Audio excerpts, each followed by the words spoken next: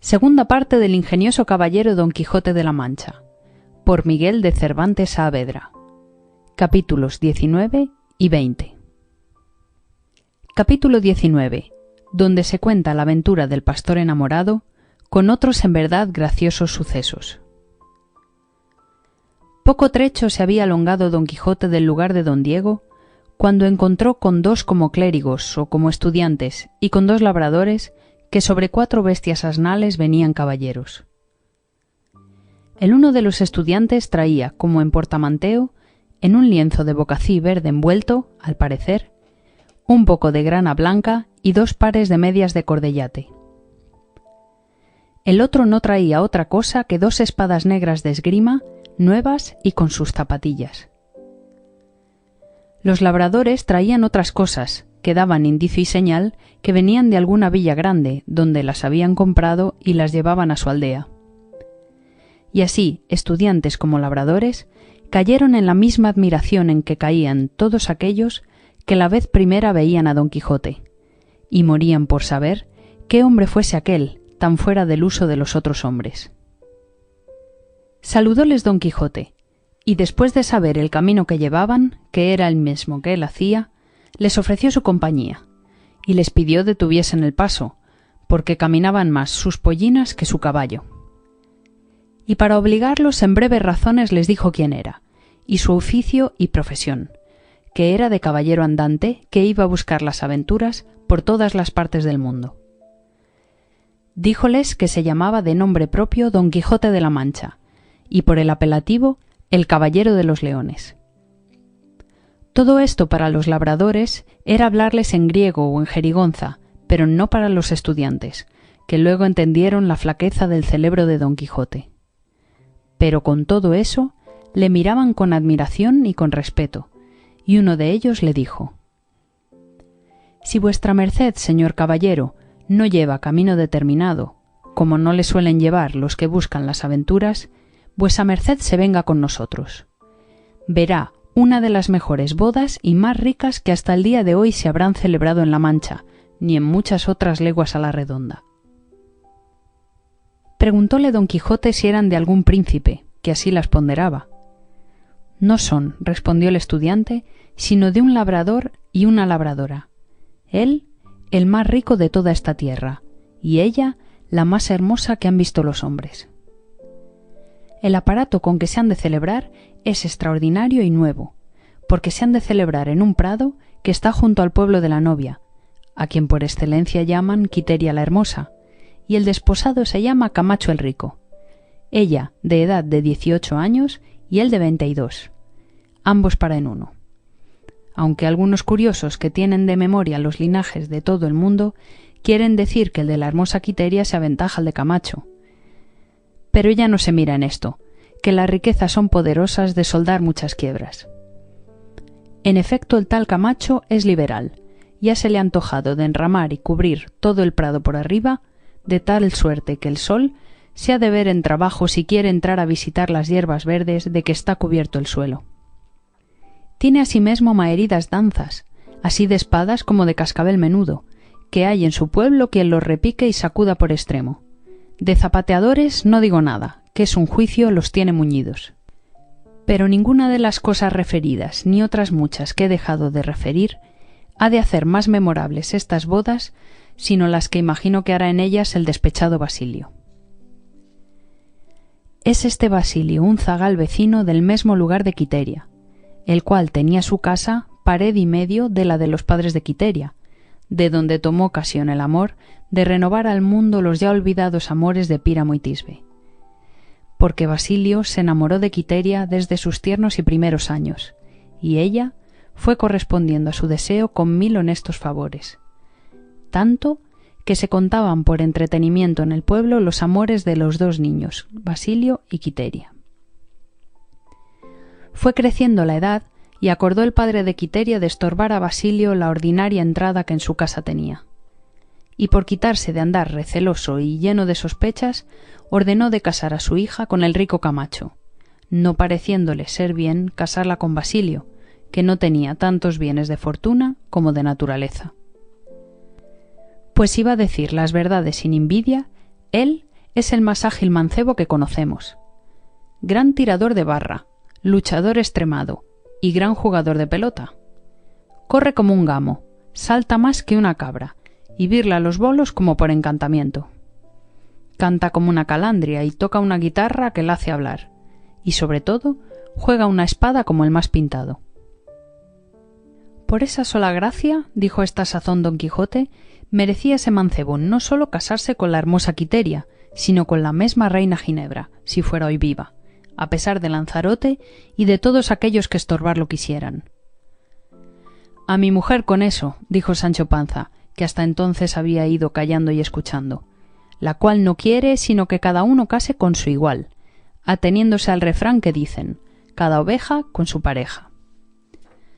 Lo que yo quisiera es que ese buen Basilio, que ya me le voy aficionando, se casara con esa señora Quiteria, que buen siglo haya ni buen poso, iba a decir al revés, los que estorban que se casen los que bien se quieren. Si todos los que bien se quieren se hubiesen de casar, dijo Don Quijote, quitaríase la elección y la jurisdicción a los padres de casar sus hijos con quien y cuando deben. Y si a la voluntad de las hijas quedase escoger los maridos, tal habría que escogiese al criado de su padre y tal al que vio pasar por la calle, a su parecer bizarro y entonado, aunque fuese un desbaratado espadachín, que el amor y la afición con facilidad ciegan los ojos del entendimiento, tan necesarios para escoger estado. Y el del matrimonio está muy a peligro de errarse, y es menester gran tiento y particular favor del cielo para acertarle. Quiere hacer uno un viaje largo, y si es prudente, antes de ponerse en camino, busca alguna compañía segura y apacible con quien acompañarse. Pues ¿por qué no hará lo mismo el que ha de caminar toda la vida hasta el paradero de la muerte?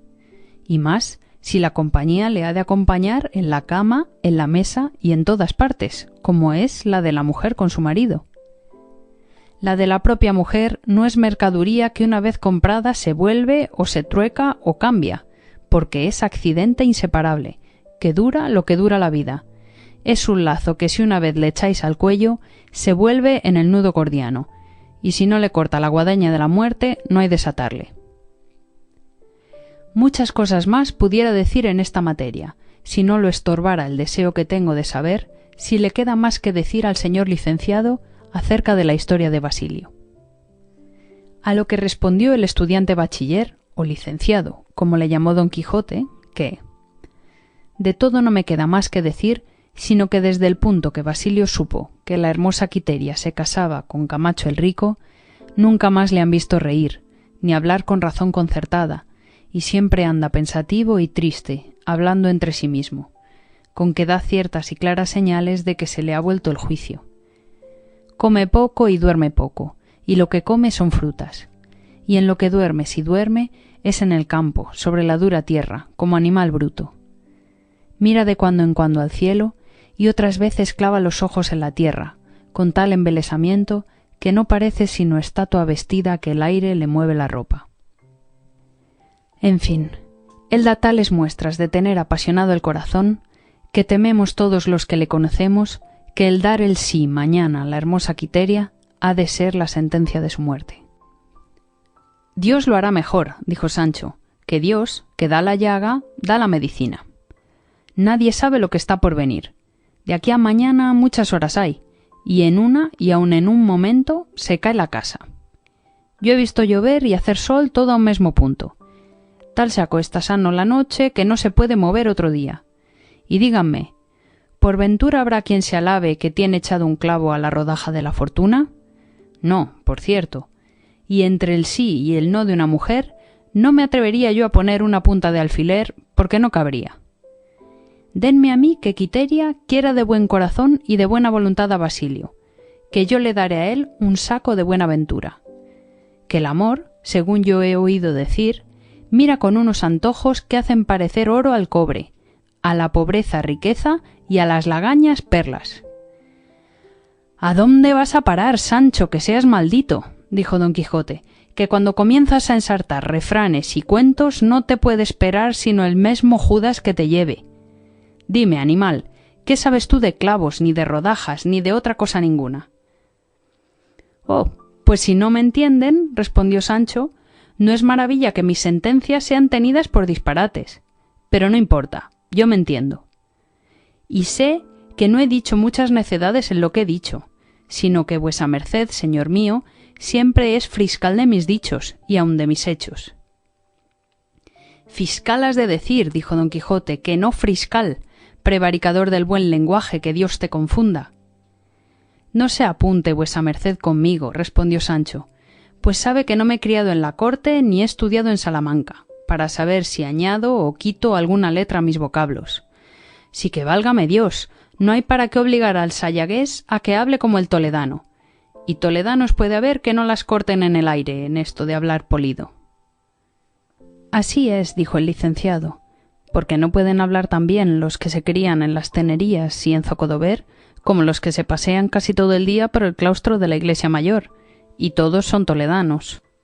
El lenguaje puro, el propio, el elegante y claro, está en los discretos cortesanos, aunque hayan nacido en Majadahonda.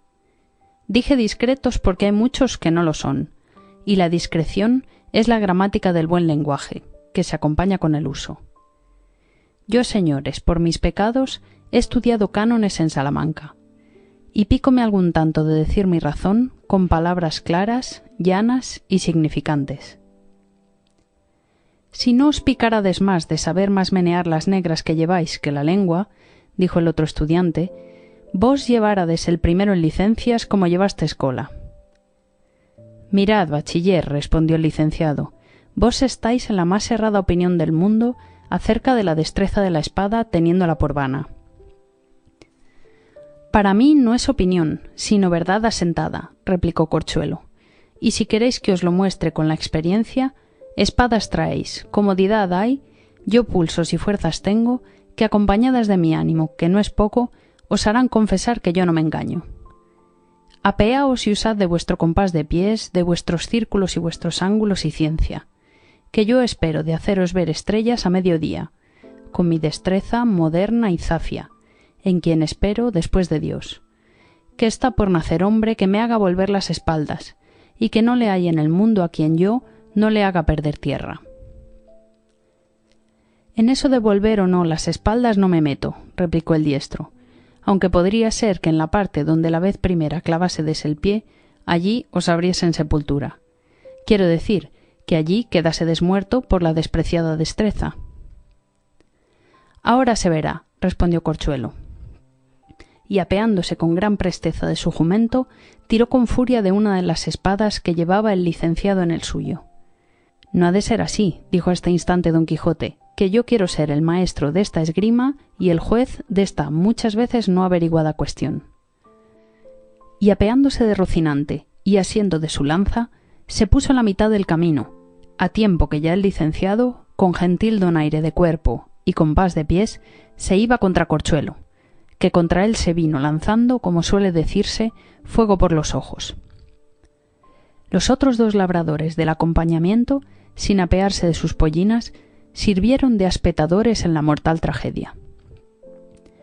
Las cuchilladas, estocadas, altibajos, reveses y mandobles que tiraba Corchuelo eran sin número, más espesas que hígado y más menudas que granizo.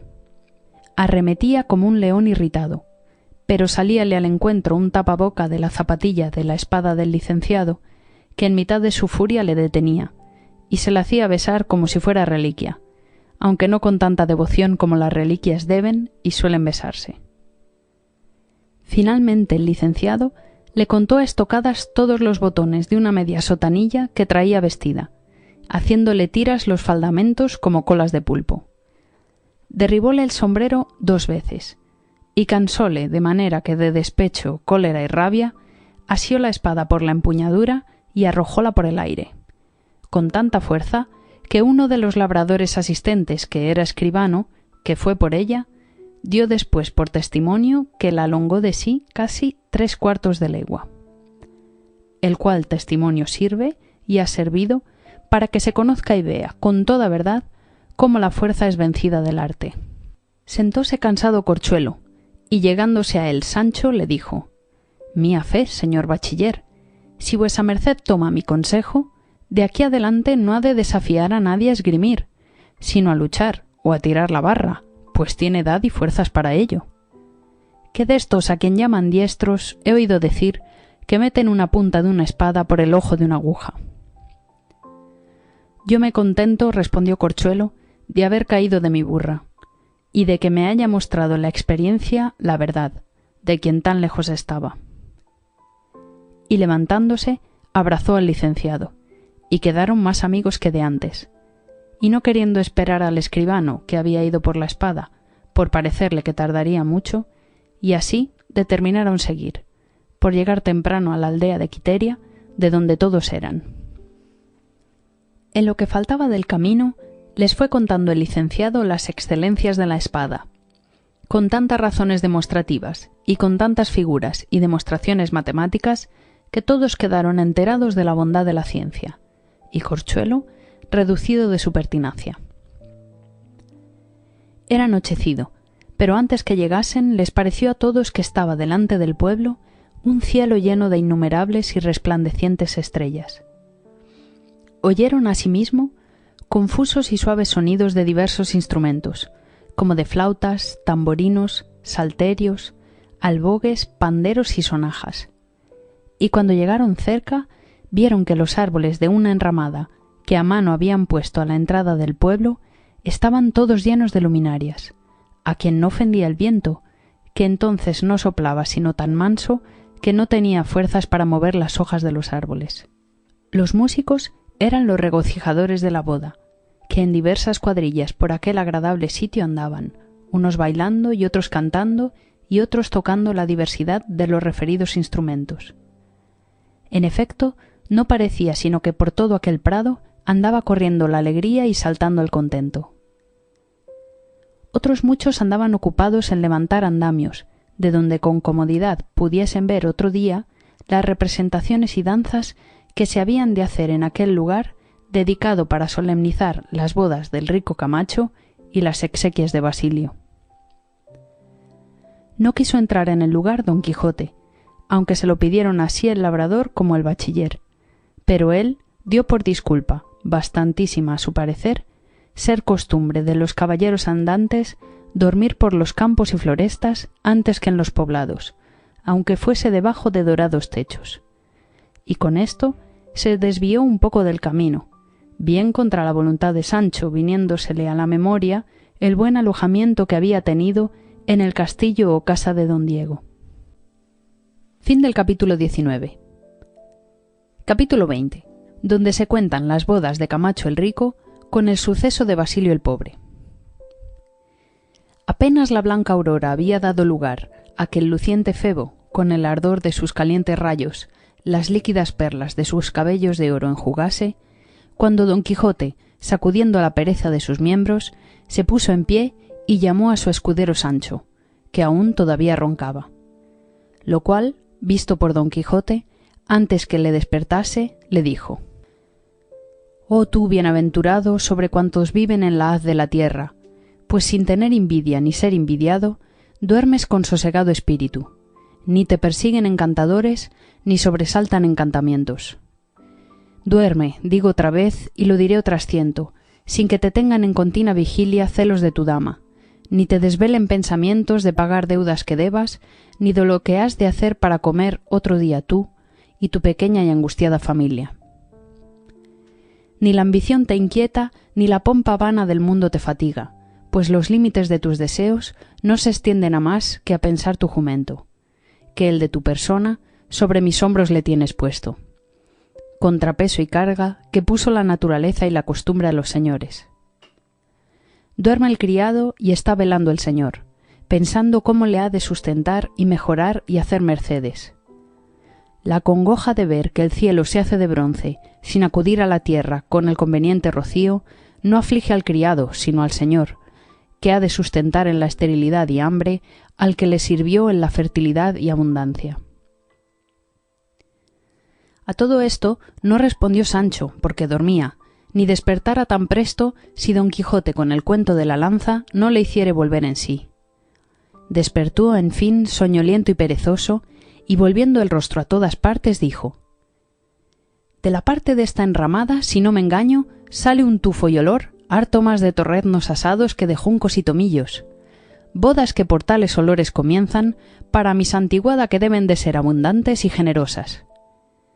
Acaba, glotón, dijo don Quijote. Ven, iremos a ver estos desposorios, por ver lo que hace el desdeñado Basilio. Mas que haga lo que quisiere, respondió Sancho, no fuera el pobre y casárase con Quiteria. ¿No hay más sino tener un cuarto y querer alzarse por las nubes? A la fe, señor, yo soy de parecer que el pobre debe contentarse con lo que hallare, y no pedir cotufas en el golfo. Yo apostaré un brazo que puede Camacho envolver en reales a Basilio. Y si esto es así, como debe de ser, bien boba fuera Quiteria en desechar las galas y las joyas que le debe de haber dado, y le puede dar Camacho, por escoger el tirar de la barra y el jugar de la negra de Basilio. Sobre un buen tiro de barra, o sobre una gentil treta de espada, no dan un cuartillo de vino en la taberna. Habilidades y gracias que no son vendibles, más que las tenga el conde Dirlos. Pero cuando las tales gracias caen sobre quien tiene buen dinero, tal sea mi vida como ellas parecen. Sobre un buen cimiento se puede levantar un buen edificio, y el mejor cimiento y zanja del mundo es el dinero. Por quien Dios es, Sancho, dijo a esta sazón don Quijote, que concluyas con tu arenga, que tengo para mí que si te dejasen seguir en las que a cada paso comienzas, no te quedaría tiempo para comer ni para dormir, que todo le gastarías en hablar. Si vuestra merced tuviera buena memoria, replicó Sancho, debiérase acordar de los capítulos de nuestro concierto antes que esta última vez saliésemos de casa. Uno de ellos fue que me había de dejar hablar todo aquello que quisiese, con que no fuese contra el prójimo ni contra la autoridad de vuesa merced, y hasta agora me parece que no he contravenido contra el tal capítulo. Yo no me acuerdo, Sancho, respondió don Quijote, del tal capítulo, y puesto que sea así, quiero que calles y vengas, que ya los instrumentos que anoche oímos vuelven a alegrar los valles, y sin duda los desposorios se celebrarán en el frescor de la mañana y no en el calor de la tarde. Hizo Sancho lo que su señor le mandaba, y poniendo la silla rocinante y la albarda al rucio, subieron los dos, y paso ante paso se fueron entrando por la enramada. Lo primero que se le ofreció a la vista de Sancho fue, espetado en un asador de un olmo entero, un entero novillo, y en el fuego donde se había de asar ardía un mediano monte de leña, y 6 ollas que alrededor de la hoguera estaban no se habían hecho en la común turquesa de las demás ollas, porque eran 6 medias tinajas que cada una cabía un rastro de carne. Así embebían y encerraban en sí carneros enteros sin echarse de ver, como si fueran palominos. Las liebres ya sin pellejo y las gallinas sin pluma, que estaban colgadas por los árboles para sepultarlas en las ollas, no tenían número. Los pájaros y caza de diversos géneros eran infinitos, colgados de los árboles para que el aire los enfriase. Contó Sancho más de 60 zaques de más de a 2 arrobas cada uno, y todos llenos, según después pareció, de generosos vinos. Así había rimeros de pan blanquísimo, como los suele haber de montones de trigo en las eras.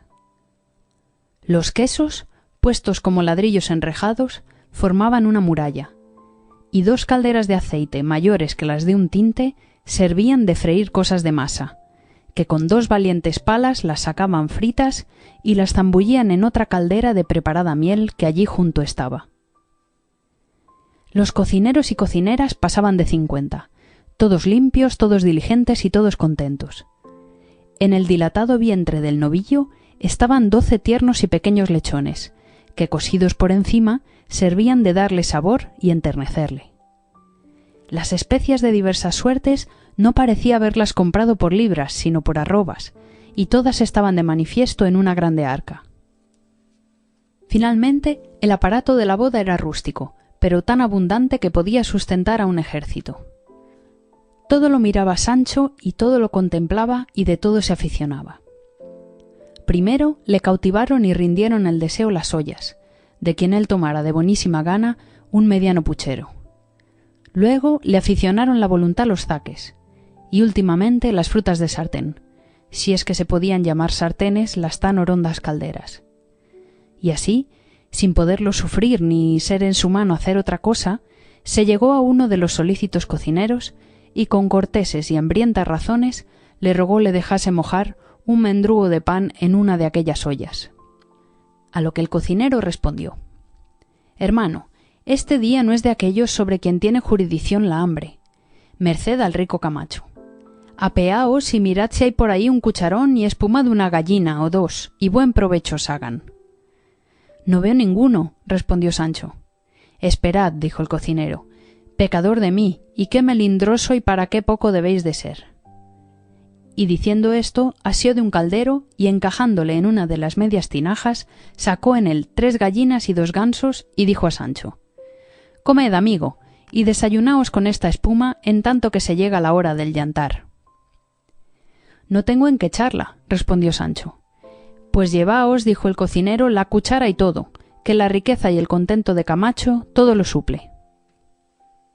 En tanto, pues, que esto pasaba Sancho, estaba Don Quijote mirando cómo por una parte de la enramada entraban hasta 12 labradores sobre 12 hermosísimas yeguas, con ricos y vistosos jaeces de campo, y con muchos cascabeles en los petrales, y todos vestidos de regocijo y fiestas, los cuales, en concertado tropel, corrieron no una, sino muchas carreras por el prado, con regocijada algazara y grita, diciendo: «Vivan Camacho y Quiteria, él tan rico como ella hermosa, y ella la más hermosa del mundo». Oyendo lo cual, Don Quijote dijo entre sí: «Bien parece que éstos no han visto a mi Dulcinea del Toboso, que si la hubieran visto, ellos se fueran a la mano en sus alabanzas desta su Quiteria». De allí a poco comenzaron a entrar por diversas partes de la enramada muchas y diferentes danzas, entre las cuales venía una de espadas, de hasta 24 zagales de gallardo parecer y brío, todos vestidos de delgado y blanquísimo lienzo, con sus paños de tocar, labrados de varias colores de fina seda. Y al que los guiaba, que era un ligero mancebo, preguntó uno de los de las yeguas si se había herido alguno de los danzantes. «Por ahora, bendito sea Dios, no se ha herido nadie, todos vamos sanos». Y luego comenzó a enredarse con los demás compañeros, con tantas vueltas y con tanta destreza, que aunque Don Quijote estaba hecho a ver semejantes danzas, ninguna le había parecido tan bien como aquella. También le pareció bien otra que entró, de doncellas hermosísimas, tan mozas que al parecer ninguna bajaba de 14 ni llegaba a 18 años, vestidas todas de palmilla verde, los cabellos parte trenzados y parte sueltos, pero todos tan rubios que con los del sol podían tener competencia, sobre los cuales traían guirnaldas de jazmines, rosas, amaranto y madreselva compuestas. Guiábalas un venerable viejo y una anciana matrona, pero más ligeros y sueltos que sus años prometían. Hacíales el son una gaita zamorana, y ellas, llevando en los rostros y en los ojos a la honestidad, y en los pies a la ligereza, se mostraban las mejores bailadoras del mundo. Tras esta entró otra danza de artificio y de las que llaman habladas. Era de 8 ninfas, repartidas en 2 hileras. De la una hilera era guía el dios Cupido, y de la otra el interés. Aquel, adornado de alas, arco, aljaba y saetas, este, vestido de ricas y diversas colores de oro y seda. Las ninfas que al amor seguían traían a las espaldas, en pergamino blanco y letras grandes, escritos sus nombres. Poesía era el título de la primera, el de la segunda, discreción, el de la tercera, buen linaje, y el de la cuarta, valentía. Del modo mesmo venían señaladas las que al interés seguían. Decía liberalidad el título de la primera, dádiva el de la segunda, tesoro el de la tercera, y el de la cuarta, posesión pacífica. Delante de todos venía un castillo de madera, a quien tiraban 4 salvajes, todos vestidos de hiedra y de cáñamo teñido de verde, tan al natural que por poco espantaran a Sancho. En la frontera del castillo y en todas 4 partes de sus cuadros traía escrito: Castillo del Buen Recato. Hacíanles el son 4 diestros tañedores de tamboril y flauta. Comenzaba la danza Cupido, y habiendo hecho 2 mudanzas, alzaba los ojos y flechaba el arco contra una doncella que se ponía entre las almenas del castillo, a la cual de esta suerte dijo: Yo soy el Dios poderoso en el aire y en la tierra, y en el ancho mar undoso, y en cuanto el abismo encierra, en su báratro espantoso. Nunca conocí qué es miedo. Todo cuanto quiero puedo, aunque quiera lo imposible, y en todo lo que es posible, mando, quito, pongo y vedo. Acabó la copla, disparó una flecha por lo alto del castillo y retiróse a su puesto. Salió luego el interés, y hizo otras 2 mudanzas, callaron los tamborinos, y él dijo: «Soy quien puede más que amor, y es amor el que me guía. Soy de la estirpe mejor, que el cielo en la tierra cría, más conocida y mayor. Soy el interés en quien pocos suelen obrar bien, y obrar sin mí es gran milagro, y cual soy te me consagro, por siempre jamás amén». Retiróse el interés y hízose adelante la poesía, la cual, después de haber hecho sus mudanzas como los demás, puestos los ojos en la doncella del castillo, dijo: «En dulcísimos conceptos, la dulcísima poesía, altos, graves y discretos, señora, el alma te envía, envuelta entre 1000 sonetos. Si acaso no te importuna mi porfía, tu fortuna, de otras muchas envidiada, será por mí levantada sobre el cerco de la luna». Desvióse la poesía, y de la parte del interés salió la liberalidad, y después de hechas sus mudanzas dijo: «Llaman liberalidad al dar que el extremo huye de la prodigalidad, y del contrario que arguye, tibia y floja voluntad. Mas yo, por te engrandecer, de hoy más pródiga he de ser, que aunque es vicio honrado, y de pecho enamorado, que en el dar se echa de ver». De este modo salieron y se retiraron todas las 2 figuras de las 2 escuadras, y cada uno hizo sus mudanzas y dijo sus versos, algunos elegantes y algunos ridículos, y sólo tomó de memoria Don Quijote, que la tenía grande, los ya referidos, y luego se mezclaron todos, haciendo y deshaciendo lazos con gentil donaire y desenvoltura, y cuando pasaba el amor por delante del castillo, disparaba por alto sus flechas, pero el interés quebraba en él alcancías doradas. Finalmente, después de haber bailado un buen espacio, el interés sacó un bolsón que le formaba el pellejo de un gran gato romano, que parecía estar lleno de dineros, y arrojóle al castillo. Con el golpe se desencajaron las tablas y se cayeron, dejando a la doncella descubierta y sin defensa alguna. Llegó el interés con las figuras de su valía, y echándola una gran cadena de oro al cuello, mostraron prenderla, rendirla y cautivarla, lo cual, visto por el amor y sus valedores, hicieron ademán de quitársela. Y todas las demostraciones que hacían eran al son de los tamborinos, bailando y danzando concertadamente. Pusiéronlos en paz los salvajes, los cuales con mucha presteza volvieron a armar y a encajar las tablas del castillo, y la doncella se encerró en él como de nuevo, y con esto se acabó la danza con gran contento de los que la miraban. Preguntó Don Quijote a una de las ninfas que quién la había compuesto y ordenado. Respondióle que un beneficiado de aquel pueblo, que tenía gentil caletre para semejantes invenciones. «Yo apostaré», dijo Don Quijote, «que debe de ser más amigo de Camacho que de Basilio el tal bachillero beneficiado, y que debe de tener más de satírico que de vísperas. Bien ha encajado en la danza las habilidades de Basilio y las riquezas de Camacho».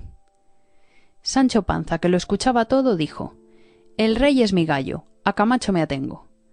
«En fin», dijo Don Quijote, «bien se parece, Sancho, que eres villano y de aquellos que dicen: viva quien vence». «No sé de los que soy», respondió Sancho, «pero bien sé que nunca de ollas de Basilio sacaré yo tan elegante espuma como esta que he sacado de las de Camacho». Y enseñóle el caldero lleno de gansos y de gallinas, y asiendo de una comenzó a comer con mucho donaire y gana, y dijo: «A la barba de las habilidades de Basilio, que tanto vales cuanto tienes, y tanto tienes cuanto vales. 2 linajes solos hay en el mundo, como decía una abuela mía, que son el tener y el no tener, aunque ella al de tener se atenía. Y el día de hoy, mi señor Don Quijote, antes se toma el pulso al haber que al saber. Un asno cubierto de oro parece mejor que un caballo enalbardado. Así que vuelvo a decir que a Camacho me atengo, de cuyas ollas son abundantes espumas, gansos y gallinas, liebres y conejos, y de las de Basilio serán, si viene a mano, y aunque no venga sino al pie, aguachirle. ¿Has acabado tu arenga ya, Sancho?, dijo don Quijote. Habréla acabado, respondió Sancho, porque veo que vuestra merced recibe pesadumbre con ella. Que si esto no se pusiera de por medio, obra había cortada para 3 días. Plega a Dios, Sancho, replicó don Quijote, que yo te vea mudo antes que me muera. Al paso que llevamos, respondió Sancho, antes que vuestra merced se muera, estaré yo mascando barro, y entonces podrá ser que esté tan mudo que no hable palabra hasta la fin del mundo, o por lo menos hasta el día del juicio. Aunque eso así suceda, oh Sancho, respondió don Quijote, nunca llegará tu silencio a do ha llegado lo que has hablado, hablas y tienes de hablar en tu vida. Y más, que está muy puesto en razón natural que primero llegue el día de mi muerte que el de la tuya, y así jamás pienso verte mudo, ni aun cuando estés bebiendo o durmiendo, que es lo que puedo encarecer. A buena fe, señor, respondió Sancho, que no hay que fiar en la descarnada, digo en la muerte, la cual también come cordero como carnero. Y a nuestro cura le he oído decir que con igual pie pisaba las altas torres de los reyes como las humildes chozas de los pobres. Tiene esta señora más de poder que de melindre. No es nada asquerosa, de todo come y a todo hace, y de toda suerte de gentes, edades, preeminencias hinche sus alforjas. No es segador que duerme las siestas, que a todas horas siega, y corta así la seca como la verde hierba. Y no parece que masca, sino que engulle y traga cuanto se le pone por delante, porque tiene hambre canina que nunca se harta, y aunque no tiene barriga, da a entender que está hidrópica y sedienta de beber solas las vidas de cuantos viven, como quien se bebe un jarro de agua fría. No más, Sancho, dijo a este punto don Quijote, tente en buenas y no te dejes caer, que en verdad que lo que has dicho de la muerte por tus rústicos términos es lo que pudiera decir un buen predicador. Dígote, Sancho, que si como tienes buen natural y discreción, pudieras tomar un púlpito en la mano y irte por ese mundo predicando lindezas. Bien predica quien bien vive, respondió Sancho, y yo no sé otras teologías. Ni las has menester, dijo don Quijote, pero yo no acabo de entender ni alcanzar cómo, siendo el principio de la sabiduría el temor de Dios, tú, que temes más a un lagarto que a él, sabes tanto. Juzgue vuesa merced, señor, de sus caballerías, respondió Sancho, y no se meta en juzgar de los temores o valentías ajenas, que tan gentil temeroso soy yo de Dios como cada hijo de vecino. Y déjeme vuestra merced despabilar esta espuma, que lo demás todas son palabras ociosas de que nos han de pedir cuenta en la otra vida. Y diciendo esto, comenzó de nuevo a dar asalto a su caldero, con tan buenos alientos que despertó los de don Quijote, y sin duda le ayudara si no lo impidiera lo que es fuerza se diga adelante. Fin del capítulo 20, fin de la sección 11. Segunda parte del ingenioso caballero Don Quijote de la Mancha, por Miguel de Cervantes Saavedra, capítulos 21 y 22. Capítulo 21, donde se prosiguen las bodas de Camacho con otros gustosos sucesos. Cuando estaban Don Quijote y Sancho en las razones referidas en el capítulo antecedente, se oyeron grandes voces y gran ruido, y dábanlas y causábanle los de las yeguas, que con larga carrera y grita iban a recibir a los novios, que rodeados de 1000 géneros de instrumentos y de invenciones, venían acompañados del cura y de la parentela de entre ambos, y de toda la gente más lucida de los lugares circunvecinos, todos vestidos de fiesta. Y como Sancho vio a la novia, dijo: a buena fe que no viene vestida de labradora, sino de garrida palaciega. Pardiez, que según diviso, que las patenas que había de traer son ricos corales, y la palmilla verde de Cuenca es terciopelo de 30 pelos. Y montas, que la guarnición es de tiras de lienzo blanco. Voto a mí que es de raso. Pues tomadme las manos, adornadas con sortijas de azabache. No medre yo, si no son anillos de oro, y muy de oro, y empedrados con pelras blancas como una cuajada, que cada una debe de valer un ojo de la cara. Oh, y de puta, y qué cabellos, que si no son postizos, no los he visto más luengos ni más rubios en toda mi vida. No, sino poned la tacha en el brío y en el talle, y no la comparéis a una palma que se mueve cargada de racimos de dátiles, que lo mismo parecen los dijes que trae pendientes de los cabellos y de la garganta. Juro en mi ánima que ella es una chapada moza y que puede pasar por los bancos de Flandes. Rióse Don Quijote de las rústicas alabanzas de Sancho Panza. Parecióle que fuera de su señora Dulcinea del Toboso no había visto mujer más hermosa jamás. Venía la hermosa Quiteria algo descolorida y debía de ser de la mala noche que siempre pasan las novias en componerse para el día venidero de sus bodas. Íbanse acercando a un teatro que a un lado del prado estaba, adornado de alfombras y ramos, a donde se habían de hacer los desposorios y de donde habían de mirar las danzas y las invenciones.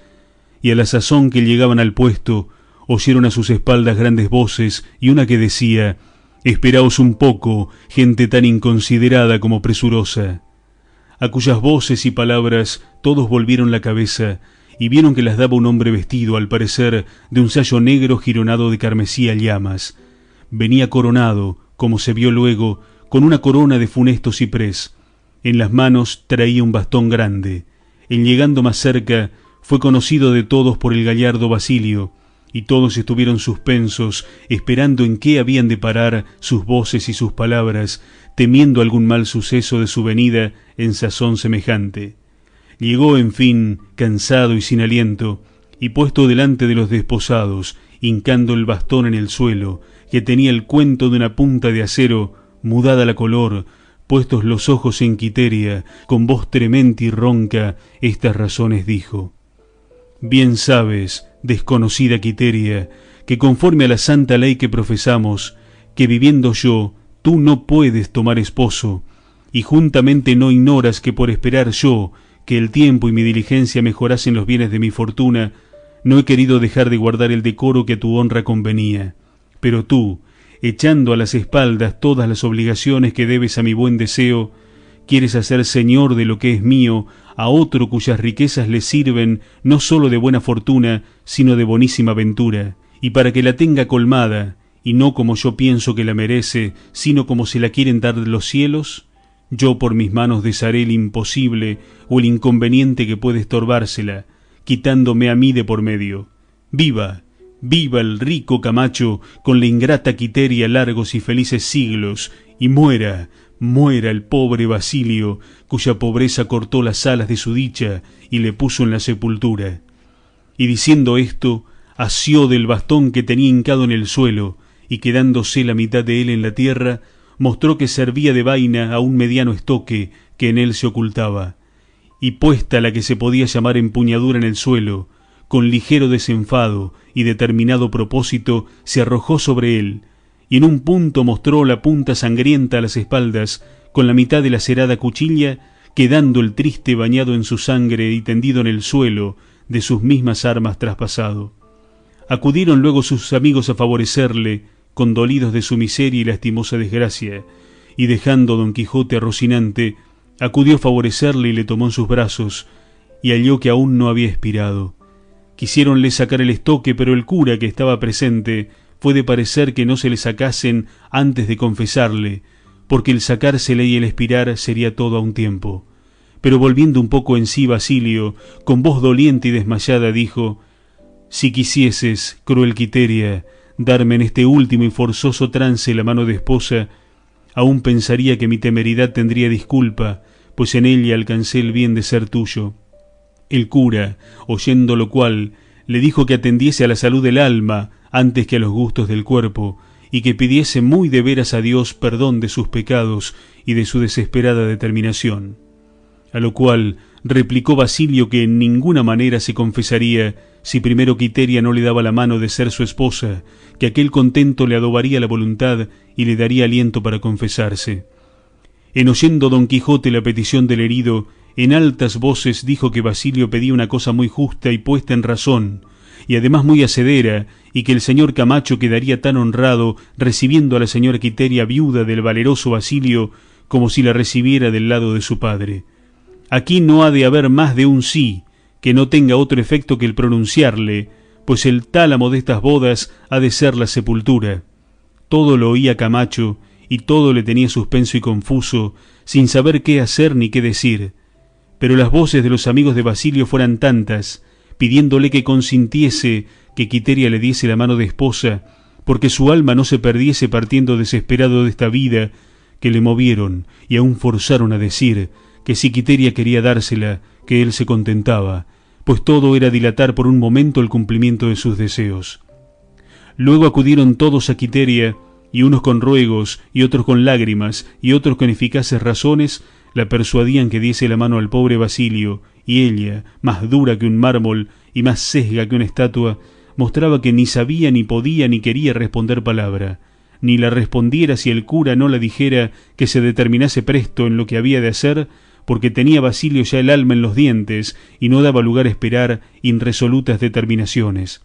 Entonces la hermosa Quiteria, sin responder palabra alguna, turbada, al parecer triste y pesarosa, llegó donde Basilio estaba, ya los ojos vueltos, el aliento corto y apresurado, murmurando entre los dientes el nombre de Quiteria, dando muestras de morir como gentil y no como cristiano.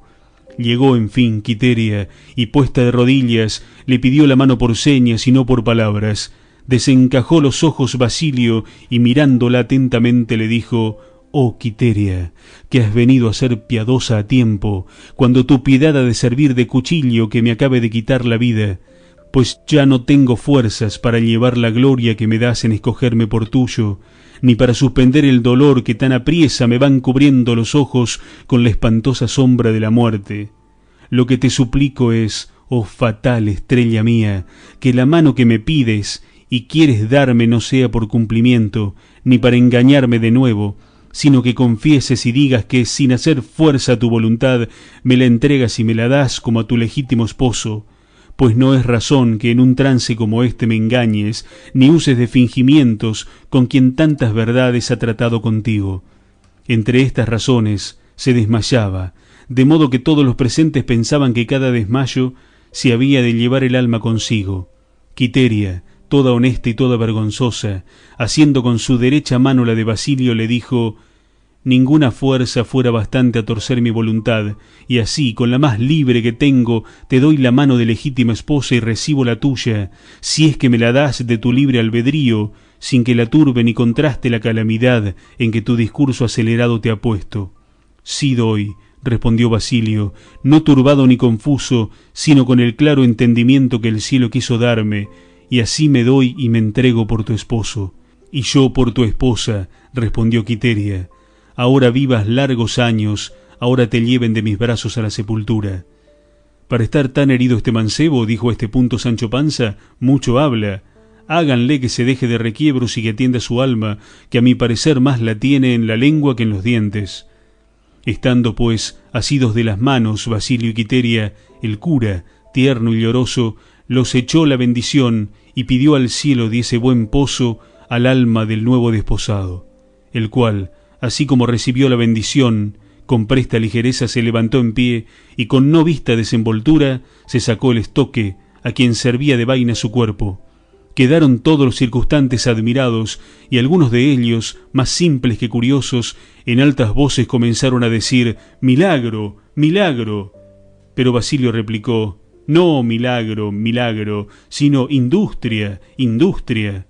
El cura, desatentado y atónito, acudió con ambas manos a tentar la herida, y halló que la cuchilla había pasado no por la carne y costillas de Basilio, sino por un cañón hueco de hierro que, lleno de sangre, en aquel lugar bien acomodado tenía, preparada la sangre, según después se supo, de modo que no se helase. Finalmente, el cura y Camacho, con todos los más circunstantes, se tuvieron por burlados y escarnidos. La esposa no dio muestras de pesarle de la burla, antes oyendo decir que aquel casamiento, por haber sido engañoso, no había de ser valedero, dijo que ella le confirmaba de nuevo, de lo cual coligieron todos que de consentimiento y sabiduría de los dos se había trazado aquel caso, de lo que quedó Camacho y sus valedores tan corridos que remitieron su venganza a las manos, y desenvainando muchas espadas arremetieron a Basilio, en cuyo favor en un instante se desenvainaron casi otras tantas, y tomando la delantera a caballo Don Quijote, con la lanza sobre el brazo y bien cubierto de su escudo, se hacía dar lugar de todos. Sancho, a quien jamás pluguieron ni solazaron semejantes fechorías, se acogió a las tinajas donde había sacado su agradable espuma, pareciéndole aquel lugar como sagrado, que había de ser tenido en respeto. Don Quijote a grandes voces decía: Teneos, señores, teneos, que no es razón toméis venganza de los agravios que el amor nos hace, y advertid que el amor y la guerra son una misma cosa, y así como en la guerra es cosa lícita y acostumbrada usar de ardides y estratagemas para vencer al enemigo, así en las contiendas y competencias amorosas se tienen por buenos los embustes y marañas que se hacen para conseguir el fin que se desea, como no sean el menoscabo y deshonra de la cosa amada. Quiteria era de Basilio y Basilio de Quiteria, por justa y favorable disposición de los cielos. Camacho es rico y podrá comprar su gusto cuando, dónde y cómo quisiere. Basilio no tiene más de esta oveja, y no se la ha de quitar alguno, por poderoso que sea, que a los dos que Dios junta no podrá separar el hombre, y el que lo intentare, primero ha de pasar por la punta de esta lanza. Y en esto la blandió tan fuerte y tan diestramente que puso pavor en todos los que no le conocían, y tan intensamente se fijó en la imaginación de Camacho el desdén de Quiteria, que se la borró de la memoria en un instante, y así tuvieron lugar con él las persuasiones del cura, que era varón prudente y bien intencionado, con las cuales quedó Camacho y los de su parcialidad pacíficos y sosegados, en señal de lo cual volvieron las espadas a sus lugares, culpando más a la facilidad de Quiteria que a la industria de Basilio, haciendo discurso Camacho que si Quiteria quería bien a Basilio doncella, también le quisiera casada, y que debía de dar gracias al cielo más por habérsela quitado que por habérsela dado. Consolado pues, y pacífico Camacho y los de su mesnada, como los de la de Basilio se sosegaron, y el rico Camacho, por mostrar que no sentía la burla ni la estimaba en nada, quiso que las fiestas pasasen adelante como si realmente se desposara, pero no quisieron asistir a ellas Basilio ni su esposa ni secuaces, y así se fueron a la aldea de Basilio, que también los pobres virtuosos y discretos tienen quien los siga, honre y ampare, como los ricos tienen quien los lisonjee y acompañe. Lleváronse consigo a Don Quijote, estimándole por hombre de valor y de pelo en pecho. A solo Sancho se le escureció el alma por verse imposibilitado de guardar la espléndida comida y fiestas de Camacho, que duraron hasta la noche, y así, asendereado y triste, siguió a su señor, que con la cuadrilla de Basilio iba, y así se dejó atrás las ollas de Egipto, aunque las llevaba en el alma, cuya ya casi consumida y acabada espuma que en el caldero llevaba, le representaba la gloria y la abundancia del bien que perdía, y así, congojado y pensativo, aunque sin hambre, sin apearse del rucio, siguió las huellas de Rocinante. Capítulo 22, donde se da cuenta de la grande aventura de la cueva de Montesinos, que está en el corazón de la Mancha, a quien dio felice cima el valeroso Don Quijote de la Mancha. Grandes fueron, y muchos, los regalos que los desposados hicieron a Don Quijote, obligados de las muestras que había dado defendiendo su causa, y al par de la valentía le graduaron la discreción, teniéndole por un Cid en las armas y por un Cicerón en la elocuencia. El buen Sancho se refociló 3 días a costa de los novios, de los cuales se supo que no fue traza comunicada con la hermosa Quiteria el herirse fingidamente, sino industria de Basilio, esperando de ella el mismo suceso que se había visto. Bien es verdad que confesó que había dado parte de su pensamiento a algunos de sus amigos, para que al tiempo necesario favoreciesen su intención y abonasen su engaño.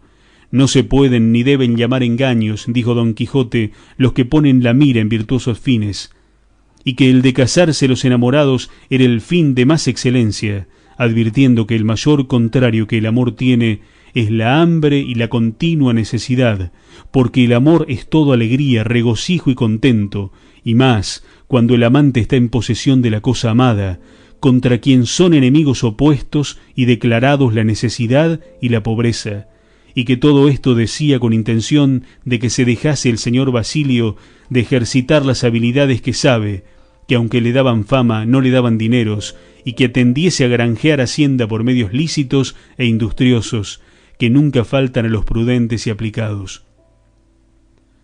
El pobre honrado, si es que puede ser honrado el pobre, tiene prenda en tejer mujer hermosa, que cuando se la quitan, le quitan la honra y se la matan. La mujer hermosa y honrada cuyo marido es pobre, merece ser coronada con laureles y palmas de vencimiento y triunfo. La hermosura por sí sola atrae las voluntades de cuantos la miran y conocen, y como a señuelo gustoso se le abaten las águilas reales y los pájaros altaneros. Pero si a la tal hermosura se le junta la necesidad y estrecheza, también la embisten los cuervos, los milanos y las otras aves de rapiña, y la que está a tantos encuentros firme, bien merece el llamarse corona de su marido.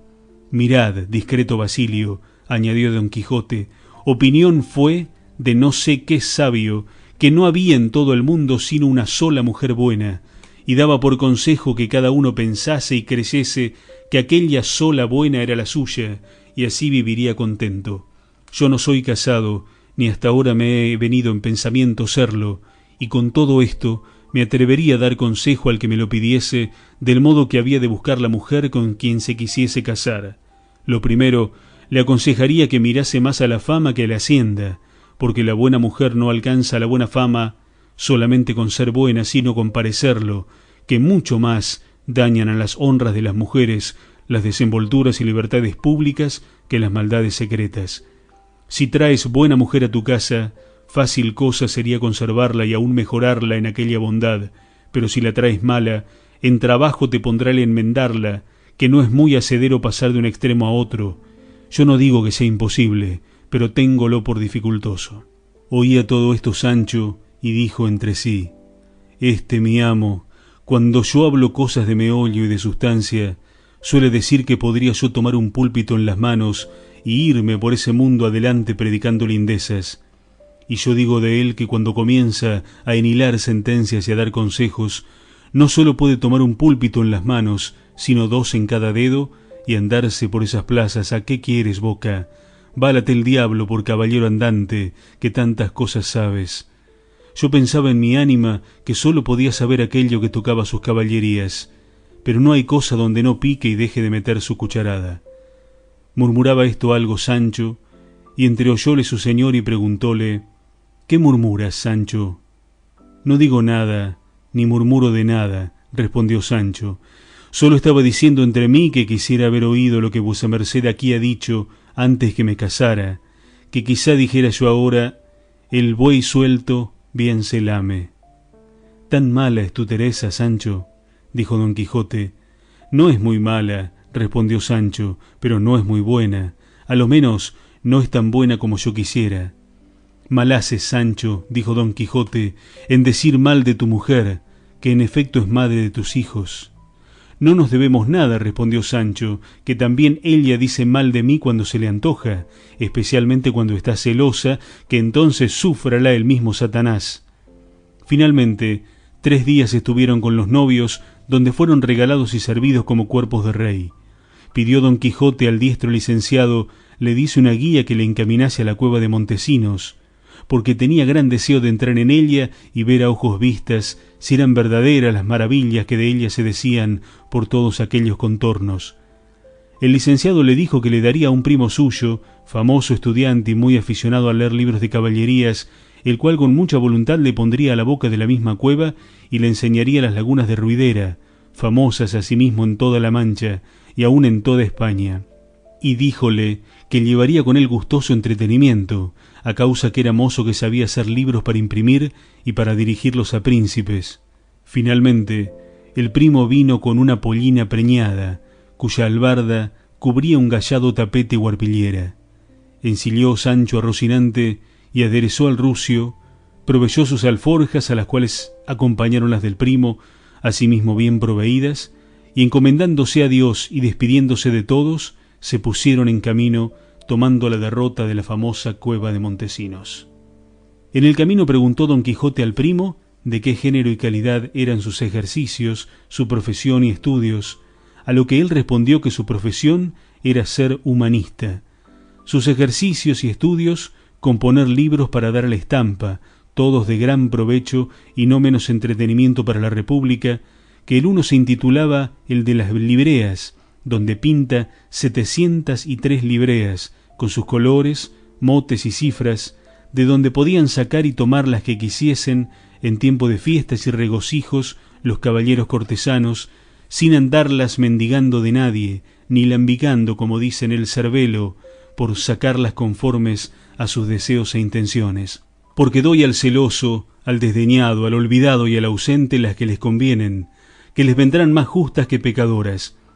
Otro libro tengo también, a quien he de llamar Metamorfóseos o Ovidio español, de invención nueva y rara, porque en él, imitando a Ovidio a lo burlesco, pinto quién fue la Giralda de Sevilla y el Ángel de la Madalena, quién el Caño de Becinguerra de Córdoba, quiénes los toros de Guisando, la Sierra Morena, las fuentes de Leganitos y Lavapiés en Madrid, no olvidándome de la del Piojo, de la del Caño Dorado y de la Priora, y esto con sus alegorías, metáforas y traslaciones, de modo que alegran, suspenden y enseñan a un mismo punto. Otro libro tengo que le llamo Suplemento a Virgilio Polidoro, que trata de la invención de las cosas, que es de grande erudición y estudio, a causa que las cosas que se dejó de decir Polidoro de gran sustancia, las averiguo yo y las declaro por gentil estilo. Olvidósele a Virgilio de declararnos quién fue el primero que tuvo catarro en el mundo, y el primero que tomó las unciones para curarse del morbo gálico, y yo lo declaro al pie de la letra y lo autorizo con más de 25 autores, porque vea vuesa merced si he trabajado bien y si ha de ser útil el tal libro a todo el mundo. Sancho, que había estado muy atento a la narración del primo, le dijo: dígame, señor, así Dios le dé buena manderecha en la impresión de sus libros, ¿sabríame decir, que sí sabrá, pues todo lo sabe, quién fue el primero que se rascó en la cabeza, que yo para mí tengo que debió de ser nuestro padre Adán? Sí sería, respondió el primo, porque Adán no hay duda sino que tuvo cabeza y cabellos, y siendo esto así, y siendo el primer hombre del mundo, alguna vez se rascaría. Así lo creo yo, respondió Sancho, pero dígame ahora, ¿quién fue el primer volteador del mundo? En verdad, hermano, respondió el primo, que no me sabré determinar por ahora hasta que lo estudie. Yo lo estudiaré en volviendo a donde tengo mis libros, y yo os satisfaré cuando otra vez nos veamos, que no ha de ser esta la postrera. Pues mire, señor, replicó Sancho, no tome trabajo en esto, que ahora he caído en la cuenta de lo que le he preguntado. Sepa que el primer volteador del mundo fue Lucifer, cuando le echaron o arrojaron del cielo, que vino volteando hasta los abismos. Tienes razón, amigo, dijo el primo. Y dijo Don Quijote: esa pregunta y respuesta no es tuya, Sancho, a alguno las has oído decir. Calle, señor, replicó Sancho, que a buena fe, que si me doy a preguntar y a responder, que no acabe de aquí a mañana. Sí, que para preguntar necedades y responder disparates no he menester yo andar buscando ayuda de vecinos. Mas has dicho, Sancho, de lo que sabes, dijo Don Quijote, que hay algunos que se cansan en saber y averiguar cosas que después de sabidas y averiguadas no importan un ardite al entendimiento ni a la memoria. En estas y otras gustosas pláticas se les pasó aquel día, y a la noche se albergaron en una pequeña aldea, a donde el primo dijo a Don Quijote que desde allí a la cueva de Montesinos no había más de 2 leguas, y que si llevaba determinado de entrar en ella, era menester proveerse de sogas para atarse y descolgarse en su profundidad. Don Quijote dijo que aunque llegase al abismo, había de ver dónde paraba, y así compraron casi 100 brazas de soga, y otro día a las 2 de la tarde llegaron a la cueva, cuya boca es espaciosa y ancha, pero llena de cambroneras y cabrahigos, de zarzas y malezas, tan espesas e intrincadas, que de todo en todo la ciegan y encubren. En viéndola, se apearon el primo, Sancho y Don Quijote, al cual los dos le ataron luego fortísimamente con las sogas, y en tanto que le fajaban y ceñían, le dijo Sancho: mire vuestra merced, señor mío, lo que hace. No se quiera sepultar en vida, ni se ponga donde parezca frasco que le ponen a enfriar en algún pozo. Sí, que a vuestra merced no le toca ni atañe ser el escudriñador de esta, que debe de ser peor que mazmorra. Ata y calla, respondió Don Quijote, que tal empresa como aquesta, Sancho amigo, para mí estaba guardada. Y entonces dijo la guía: suplico a vuesa merced, señor Don Quijote, que mire bien y especule con 100 ojos lo que hay allí adentro. Quizá habrá cosas que las ponga yo en el libro de mis transformaciones. En manos está el pandero que le sabrá bien tañer, respondió Sancho Panza. Dicho esto, Y acabada la ligadura de Don Quijote, que no fue sobre el arnés, sino sobre el jubón de armar, dijo Don Quijote, inadvertidos hemos andado en no habernos proveído de algún esquilón pequeño, que fuera atado junto a mí en esta misma soga, con cuyo sonido se entendiera que todavía bajaba y estaba vivo. Pero pues ya no es posible, a la mano de Dios que me guíe. Y luego se hincó de rodillas y hizo una oración en voz baja al cielo, pidiendo a Dios le ayudase y le diese buen suceso en aquella, al parecer, peligrosa y nueva aventura, y en voz alta dijo luego, oh señora de mis acciones y movimientos, clarísima y sin par, Dulcinea del Toboso, si es posible que lleguen a tus oídos las plegarias y rogaciones de este tu venturoso amante, por tu inaudita belleza te ruego las escuches, que no son otras que rogarte no me niegues tu favor y amparo, ahora que tanto le he menester. Yo voy a despeñarme, a emposarme y a hundirme en el abismo que aquí se me representa, solo porque conozca el mundo que si tú me favoreces, no habrá imposible a quien yo no acometa y acabe. Y en diciendo esto, se acercó a la cima, vio no ser posible descolgarse, ni hacer lugar a la entrada, si no era a fuerza de brazos o a cuchilladas, y así, poniendo mano a la espada, comenzó a derribar y a cortar de aquellas malezas que a la boca de la cueva estaban, por cuyo ruido y estruendo salieron por ella una infinidad de grandísimos cuervos y grajos, tan espesos y con tanta priesa, que dieron con Don Quijote en el suelo. Y si él fuera tan agorero como católico cristiano, lo tuviera a mala señal y excusara de encerrarse en lugar semejante. Finalmente se levantó y viendo que no salían más cuervos ni otras aves nocturnas, como fueron murciélagos, que asimismo entre los cuervos salieron, dándole soga el primo y Sancho, se dejó calar al fondo de la caverna espantosa, y al entrar, echándole Sancho su bendición y haciendo sobre él 1000 cruces, dijo, Dios te guíe y la peña de Francia, junto con la Trinidad de Gaeta, flor, nata y espuma de los caballeros andantes. Allá vas, valentón del mundo, corazón de acero, brazos de bronce. Dios te guíe otra vez y te vuelva libre, sano y sin cautela, a la luz de esta vida que dejas por enterrarte en esta oscuridad que buscas. Casi las mismas plegarias y deprecaciones hizo el primo. Iba Don Quijote dando voces que le diesen soga y más soga, y ellos se la daban poco a poco, y cuando las voces, que acanaladas por la cueva salían, dejaron de oírse, ya ellos tenían descolgadas las 100 brazas de soga, y fueron de parecer de volver a subir a Don Quijote, pues no le podían dar más cuerda. Con todo eso, se detuvieron como media hora, al cabo del cual espacio volvieron a recoger la soga con mucha facilidad y sin peso alguno, señal que les hizo imaginar que Don Quijote se quedaba dentro, y creyéndolo así Sancho, lloraba amargamente y tiraba con mucha priesa por desengañarse, pero llegando a su parecer a poco más de las 80 brazas, sintieron peso, de que en extremo se alegraron.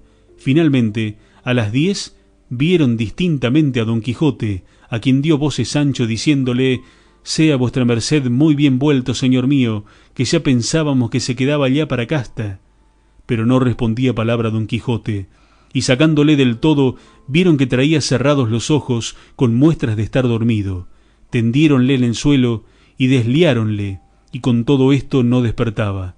Pero tanto le volvieron y revolvieron, sacudieron y menearon, que al cabo de un buen espacio volvió en sí, desperezándose, bien como si de algún grave y profundo sueño despertara, y mirando a una y otra parte como espantado dijo, Dios os lo perdone, amigos, que me habéis quitado de la más sabrosa y agradable vida y vista que ningún humano ha visto ni pasado. En efecto, ahora acabo de conocer que todos los contentos de esta vida pasan como sombra y sueño o se marchitan como la flor del campo.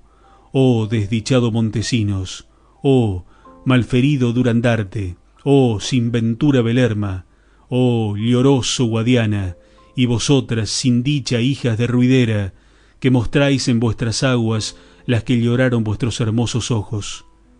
Con mucha atención escuchaban el primo y Sancho las palabras de Don Quijote, que las decía como si con dolor inmenso las sacara de las entrañas. Suplicáronle les diese a entender lo que decía y les dijese lo que en aquel infierno había visto. Infierno le llamáis, dijo Don Quijote, pues no le llaméis así, porque no lo merece, como luego veréis. Pidió que le diesen algo de comer, que traía grandísima hambre. Tendieron la arpillera del primo sobre la verde hierba, acudieron a la despensa de sus alforjas, y sentados todos tres, en buen amor y compañía, merendaron y cenaron todo junto. Levantada la arpillera, dijo don Quijote de la Mancha: no se levante nadie, y estadme, hijos, todos atentos. Fin de los capítulos 21 y 22. Segunda parte del ingenioso caballero Don Quijote de la Mancha, por Miguel de Cervantes Saavedra. Capítulos 23 y 24. Capítulo 23. De las admirables cosas que el extremado Don Quijote contó que había visto en la profunda cueva de Montesinos, cuya imposibilidad y grandeza hace que se tenga esta aventura por apócrifa. Las 4 de la tarde serían cuando el sol, entre nubes cubierto, con luz escasa y templados rayos, dio lugar a Don Quijote para que, sin calor y pesadumbre, contase a sus dos clarísimos oyentes lo que en la cueva de Montesinos había visto, y comenzó en el modo siguiente. A obra de 12 o 14 estados de la profundidad de esta mazmorra, a la derecha mano, se hace una concavidad y espacio capaz de poder caber en ella un gran carro con sus mulas. Éntrale una pequeña luz por unos resquicios o agujeros que lejos le responden, abiertos en la superficie de la tierra. Esta concavidad y espacio vi yo a tiempo cuando ya iba cansado y mohíno de verme, pendiente y colgado de la soga, caminar por aquella escura región abajo, sin llevar cierto ni determinado camino. Y así determiné entrarme en ella y descansar un poco. Di voces pidiéndoos que no descolgásedes más soga hasta que yo os lo dijese, pero no debistes de oírme. Fui recogiendo la soga que enviábades y haciendo della una rosca o rimero. Me senté sobre él, pensativo además, considerando lo que hacer debía para calar al fondo, no teniendo quien me sustentase, y estando en este pensamiento y confusión, de repente y sin procurarlo, me salteó un sueño profundísimo, y cuando menos lo pensaba, sin saber cómo ni cómo no, desperté de él y me hallé en la mitad del más bello, ameno y deleitoso prado que puede criar la naturaleza, ni imaginar la más discreta imaginación humana. Despabilé los ojos, limpiémelos y vi que no dormía, sino que realmente estaba despierto. Con todo esto me tenté la cabeza y los pechos para certificarme si era yo mismo el que allí estaba, o alguna fantasma vana y contrahecha, pero el tacto, el sentimiento, los discursos concertados que entre mí hacía, me certificaron que yo era allí entonces el que soy aquí ahora. Ofrecióseme luego a la vista un real y suntuoso palacio o alcázar, cuyos muros y paredes parecían de transparente y claro cristal fabricados, del cual abriéndose dos grandes puertas, vi que por ellas salía y hacia mí se venía un venerable anciano, vestido con un capuz de bayeta morada que por el suelo le arrastraba. Ceñíanle los hombros y los pechos una beca de colegial de raso verde, cubríale la cabeza una gorra milanesa negra y la barba canísima le pasaba de la cintura. No traía arma ninguna, sino un rosario de cuentas en la mano, mayores que medianas nueces, y los dieces asimismo como huevos medianos de avestruz. El continente, el paso, la gravedad y la anchísima presencia, cada cosa de por sí y todas juntas, me suspendieron y admiraron. Llegóse a mí y lo primero que hizo fue abrazarme estrechamente y luego decirme: luengos tiempos ha, valeroso caballero Don Quijote de la Mancha, que los que estamos en estas soledades encantados esperamos verte, para que des noticias al mundo de lo que encierra y cubre la profunda cueva por donde has entrado, llamada la cueva de Montesinos, hazaña sólo guardada para ser acometida de tu invencible corazón y de tu ánimo estupendo. Ven conmigo, señor clarísimo, que te quiero mostrar las maravillas que este transparente alcázar solapa, de quien yo soy alcaide y guarda mayor perpetua, porque yo soy el mismo Montesinos, de quien la cueva toma nombre. Apenas me dijo que era Montesinos cuando le pregunté si fue verdad lo que en el mundo de acá arriba se contaba, que él había sacado de la mitad del pecho con una pequeña daga el corazón de su grande amigo Durandarte, y llevándole a la señora Belerma, como él se lo mandó al punto de su muerte. Respondióme que en todo decían verdad, sino en lo de la daga, porque no fue daga, ni pequeña, sino un puñal buido más agudo que una lenza. Debía de ser, dijo a este punto Sancho, el tal puñal de Ramón de Hoces, el sevillano. No sé, prosiguió don Quijote, pero no sería de ese puñalero, porque Ramón de Hoces fue ayer, y lo de Roncesvalles, donde aconteció esta desgracia, a muchos años, y esta averiguación no es de importancia, ni turba ni altera la verdad y contesto de la historia. Así es, respondió el primo. Prosiga vuestra merced, señor Don Quijote, que le escucho con el mayor gusto del mundo. No con menor lo cuento yo, respondió Don Quijote, y así digo que el venerable Montesinos me metió en el cristalino palacio donde en una sala baja, fresquísima sobremodo y toda de alabastro, estaba en un sepulcro de mármol con gran maestría fabricado, sobre el cual vi a un caballero tendido de largo a largo, no de bronce ni de mármol ni de jaspe hecho, como lo suele haber en otros sepulcros, sino de pura carne y de puros huesos. Tenía la mano derecha, que a mi parecer es algo peluda y nervosa, señal de tener muchas fuerzas su dueño, puesta sobre el lado del corazón. Y antes que preguntase nada a Montesinos, viéndome suspenso mirando al del sepulcro, me dijo: Este es mi amigo Durandarte, flor y espejo de los caballeros enamorados y valientes de su tiempo. Tiénenle aquí encantado, como me tienen a mí y a muchos otros y muchas, Merlín, aquel francés encantador que dicen que fue hijo del diablo, y lo que yo creo es que no fue hijo del diablo, sino que supo, como dicen, un punto más que el diablo. El cómo o para qué nos encantó nadie lo sabe, y ello dirá andando los tiempos, que no están muy lejos según imagino.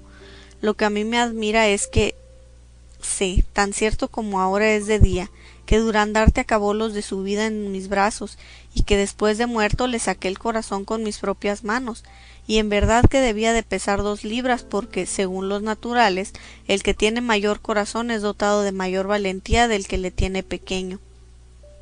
Pues siendo esto así, y que realmente murió este caballero, ¿cómo ahora se queja y suspira de cuando en cuando como si estuviese vivo? Esto dicho, el mísero Durandarte, dando una gran voz, dijo: Oh, mi primo Montesinos, lo postrero que os rogaba, que cuando yo fuere muerto y mi ánima arrancada, que llevéis mi corazón a donde Belerma estaba, sacándomele del pecho ya con puñal, ya con daga. Oyendo lo cual el venerable Montesinos se puso de rodillas ante el caballero lastimado, y con lágrimas en los ojos dijo: Ya, señor Durandarte, carísimo primo mío, ya hice lo que me mandastes en el aciago día de nuestra pérdida. Yo os saqué el corazón lo mejor que pude, sin que os dejase una mínima parte en el pecho. Yo le limpié con un pañizuelo de puntas, yo partí con él de carrera para Francia, habiéndoos primero puesto en el seno de la tierra, con tantas lágrimas que fueron bastantes a lavarme las manos y limpiarme con ellas la sangre que tenía de haberos andado en las entrañas, y por más señas, primo de mi alma.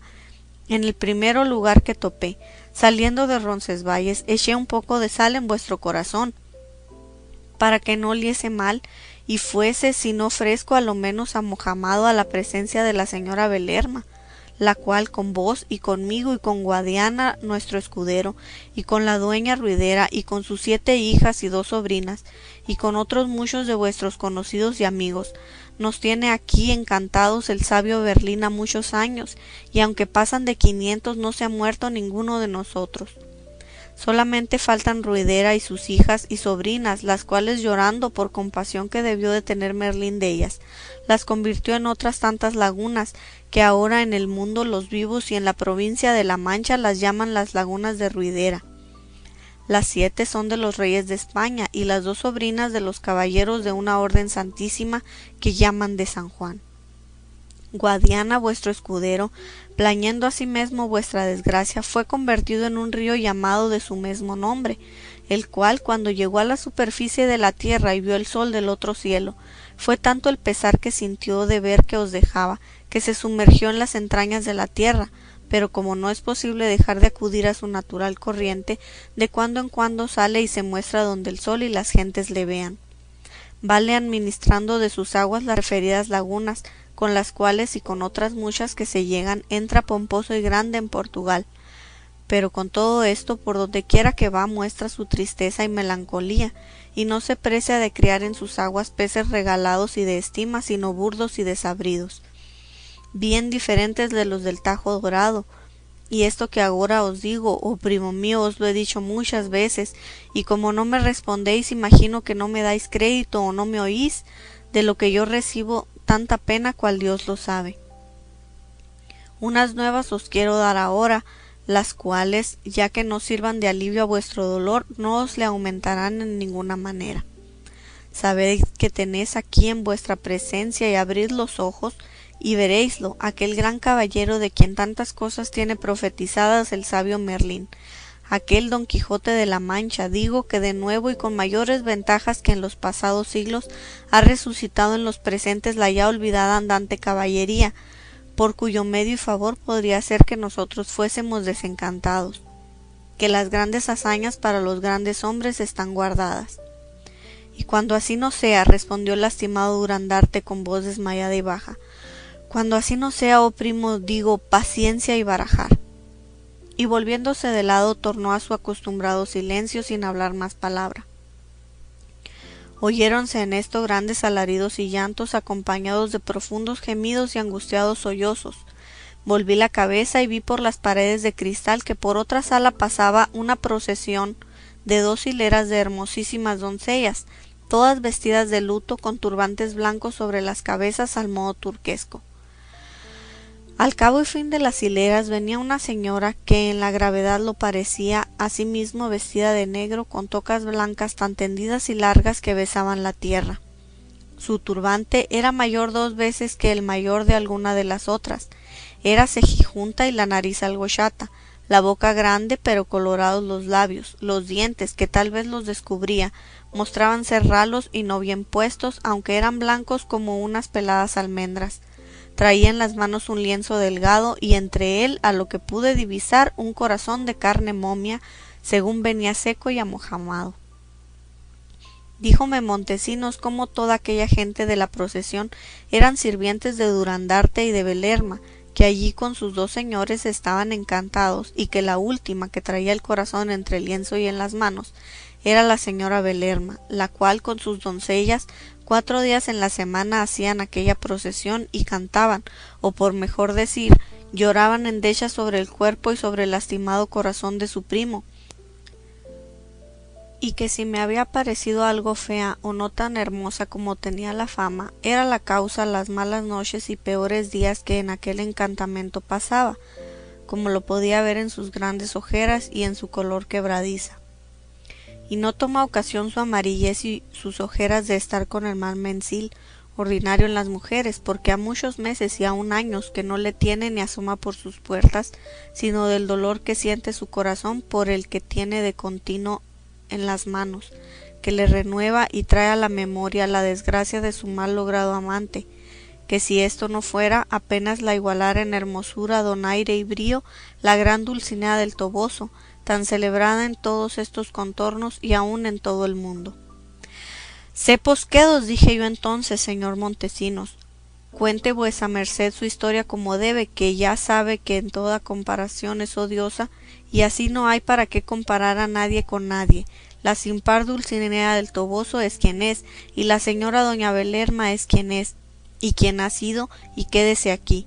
A lo que él me respondió, señor Don Quijote, perdóneme vuesa merced, que yo confieso que anduve mal y no dije bien en decir que apenas igualara a la señora Dulcinea la señora Belerma, pues me bastaba a mí haber entendido, por no ser que barruntos, que vuestra merced es su caballero, para que me mordiera la lengua antes de compararla sino con el mismo cielo. Con esta satisfacción que me dio el gran Montesinos, se quietó mi corazón del sobresalto que recibí en oír que a mi señora la comparaban con Belerma. Y aún me maravillo yo, dijo Sancho, de cómo vuestra merced no se subió sobre el vejote y le molió a coces todos los huesos y le peló las barbas sin dejarle pelo en ellas. No, Sancho amigo, respondió Don Quijote, no me estaba a mí bien hacer eso, porque estamos todos obligados a tener respeto a los ancianos, aunque no sean caballeros, y principalmente a los que lo son y están encantados. Yo sé bien que no nos quedamos a deber nada en otras muchas demandas y respuestas que entre los dos pasamos. A esta sazón, dijo el primo, yo no sé, señor Don Quijote, cómo vuestra merced en tan poco espacio de tiempo como que está allá abajo, haya visto tantas cosas y hablado y respondido tanto. ¿Cuánto ha que bajé? Preguntó Don Quijote. Poco más de 1 hora, respondió Sancho. Eso no puede ser, replicó Don Quijote, porque allá me anocheció y amaneció y tornó a anochecer y amanecer 3 veces, de modo que a mi cuenta 3 días he estado en aquellas partes remotas y escondidas a la vista nuestra. Verdad debe de decir mi señor, dijo Sancho, que, como todas las cosas que le han sucedido son por encantamento, quizá lo que a nosotros nos parece 1 hora debe de parecer allá 3 días con sus noches. Así será, respondió Don Quijote. ¿Y ha comido vuestra merced en todo este tiempo, señor mío? Preguntó el primo. No me he desayunado de bocado, respondió Don Quijote, ni aun he tenido hambre ni por pensamiento. ¿Y los encantados comen? Dijo el primo. No comen, respondió Don Quijote, ni tienen excrementos mayores, aunque es opinión que les crecen las uñas, las barbas y los cabellos. ¿Y duermen por ventura los encantados, señor? Preguntó Sancho. No, por cierto, respondió Don Quijote, a lo menos en estos 3 días que yo he estado con ellos ninguno ha pegado el ojo, ni yo tampoco. Aquí encaja bien el refrán, dijo Sancho, de dime con quién andas, decirte quién eres. Ándase vuestra merced con encantados ayunos y vigilantes, mirad si es mucho que ni coma ni duerma mientras con ellos anduviere. Pero perdóneme vuestra merced, señor mío, si le digo que de todo cuanto aquí ha dicho, lléveme Dios, que iba a decir el diablo si le creo cosa alguna. ¿Cómo no? Dijo el primo, pues había de mentir el señor Don Quijote que, aunque quisiera, no ha tenido lugar para componer e imaginar tanto millón de mentiras. Yo no creo que mi señor miente, respondió Sancho. Sino, ¿qué crees? Le preguntó Don Quijote. Creo, respondió Sancho, que aquel Merlín o aquellos encantadores que encantaron a toda la chusma que vuestra merced dice que ha visto y comunicado ahí abajo, le encajaron en el magín o la memoria toda esa máquina que nos ha contado y todo aquello que por contar le queda. Todo eso pudiera ser, Sancho, replicó Don Quijote, pero no es así, porque lo que he contado lo vi por mis propios ojos y lo toqué con mis mismas manos. Pero ¿qué dirás cuando te diga yo ahora cómo, entre otras infinitas cosas y maravillas que me mostró Montesinos, las cuales despacio y a sus tiempos te las iré contando en el discurso de nuestro viaje, por no ser todas de este lugar, me mostró 3 labradoras que por aquellos amenísimos campos iban saltando y brincando como cabras, y apenas las hube visto cuando conocí ser la una la sin par Dulcinea del Toboso, y las otras 2, aquellas mismas labradoras que venían con ella que hablamos a la salida del Toboso. Pregunté a Montesinos si las conocía, respondióme que no, pero que él imaginaba que debían de ser algunas señoras principales encantadas, que pocos días había que en aquellos prados habían parecido, y que no me maravillase de esto, porque allí estaban otras muchas señoras de los pasados y presentes siglos, encantadas en diferentes y extrañas figuras, entre las cuales conocía él a la reina Ginebra y su dueña Quintañona, escanciando el vino a Lanzarote cuando de Bretaña vino. Cuando Sancho Panza oyó decir esto a su amo, pensó perder el juicio o morirse de risa, que como él sabía la verdad del fingido encanto de Dulcinea, de quien él había sido el encantador y el levantador de tal testimonio, acabó de conocer indubitablemente que su señor estaba fuera de juicio y loco de todo punto, y así le dijo: en mala coyuntura y en peor sazón y en aciago día bajó vuestra merced, caro patrón mío, al otro mundo, y en mal punto se encontró con el señor Montesinos, que tal nos le ha vuelto. Bien se estaba vuestra merced acá arriba con su entero juicio, tal cual Dios se le había dado, hablando sentencias y dando consejos a cada paso, y no agora contando las mayores disparates que pueden imaginarse. Como te conozco, Sancho, respondió Don Quijote, no hago caso de tus palabras. Ni yo tampoco de las de vuestra merced, replicó Sancho, siquiera me hiera, siquiera me mate por las que le he dicho o por las que le pienso decir, si en las suyas no se corrige y enmienda. Pero dígame vuestra merced, ahora que estamos en paz, ¿cómo o en qué conoció a la señora nuestra ama? Y si la habló, ¿qué dijo y qué le respondió? Conocíla, respondió don Quijote, en que trae los mismos vestidos que traía cuando tú me la mostraste. Habléla, pero no me respondió palabra. Antes me volvió las espaldas y se fue huyendo con tanta priesa que no la alcanzara una jara. Quise seguirla y lo hiciera si no me aconsejara Montesinos que no me cansase en ello, porque sería en balde y más porque se llegaba la hora donde me convenía volver a salir de la cima. Díjome asimesmo que, andando el tiempo, se me daría aviso cómo habían de ser desencantados él y Belerma y Durandarte, con todos los que allí estaban. Pero lo que más pena me dio de las que allí vi y noté fue que, estándome diciendo Montesinos estas razones, se llegó a mí por un lado, sin que yo la viese venir, una de las dos compañeras de la sinventura Dulcinea, y llenos los ojos de lágrimas, con turbada y baja voz me dijo: mi señora Dulcinea del Toboso besa a vuestra merced las manos y suplica a vuestra merced se la haga de hacerla saber cómo está, y que por estar en una gran necesidad, asimismo suplica a vuestra merced cuan encarecidamente puede, sea servido de prestarle sobre este faldellín que aquí traigo de cotonía nuevo, media docena de reales o los que vuestra merced tuviere, que ella da su palabra de volvérselos con mucha brevedad. Suspendióme y admiróme el tal recado, y volviéndome al señor Montesinos le pregunté: ¿es posible, señor Montesinos, que los encantados principales padecen necesidad? A lo que él me respondió: créame vuestra merced, señor Don Quijote de la Mancha, que esta que llaman necesidad a donde quiera se usa y por todo se extiende, y a todos alcanza, y aun hasta los encantados no perdona. Y pues la señora Dulcinea del Toboso envía a pedir esos 6 reales, y la prenda es buena según parece, no hay sino dárselos, que sin duda debe de estar puesta en algún grande aprieto. Prenda no la tomaré yo, le respondí, ni menos le daré lo que pide, porque no tengo sino solos 4 reales, los cuales le di, que fueron los que tú, Sancho, me diste el otro día para dar limosna a los pobres que topase por los caminos. Y le dije: decid, amiga mía, a vuesa señora, que a mí me pesa en el alma de sus trabajos, y que quisiera ser un fúcar para remediarlos, y que le hago saber que yo no puedo ni debo tener salud careciendo de su agradable vista y discreta conversación, y que le suplico, cuan encarecidamente puedo, sea servida su merced de dejarse ver y tratar de este su cautivo servidor y hacendariado caballero.